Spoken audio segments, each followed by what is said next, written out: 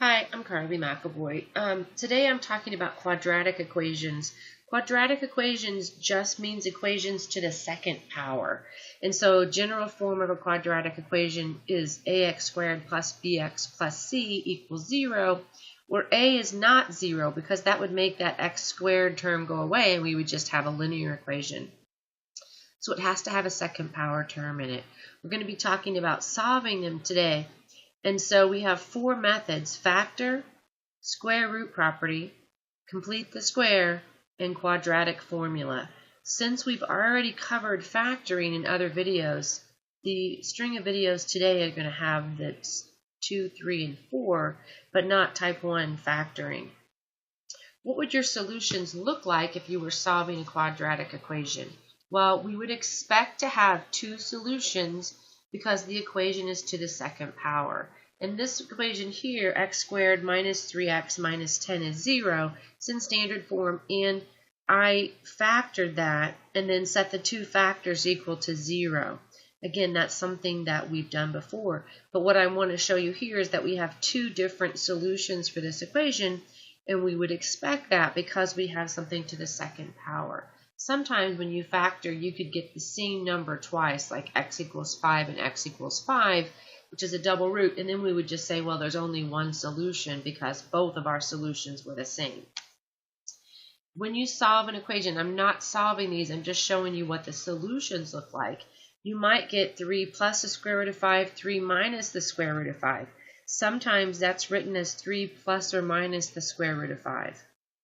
Some programs, though, won't allow you to do this, and you have to write the two separate. You could have something like this: 14 plus 4 square root of 15 over 2. That's not an acceptable form because there's a common factor of 2 in all three of those parts. And so we can factor out the 2 on the top, and you can see that you have 7 plus or minus 2 square root of 15 over 2, and those 2's would cancel, and then we would just have 7 plus or minus 2 square root of 15. So the other way to think about it is 2 goes into itself once, it goes into 14 7 times, it goes into 4 twice, and that's how we end up with 7 and 2 down there. So we always have to simplify our answer by canceling out common factors if we have them. So what about something like number 4? Well, we have negative 10 plus or minus the square root of 75 over 12, and I would have to then change 75, the square root of 75, into 5 square root of 3. And I can do that because I know that 75 is 25 times 3, and then I can say the square root of 25 is 5, and I have the 3. Now, I cannot cancel anything in here. Even though 10 and 12 have a common factor, there's no common factor there with 5, so that would be as far as I could go. But the point is, you can't leave your radical until it's simplified.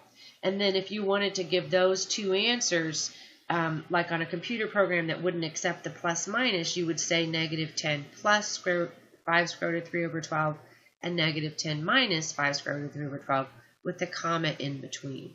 And the last thing I want to mention is if you have a negative under your radical. Well, if we have a negative under the radical, we can't leave it that way. We would take that negative out as an I.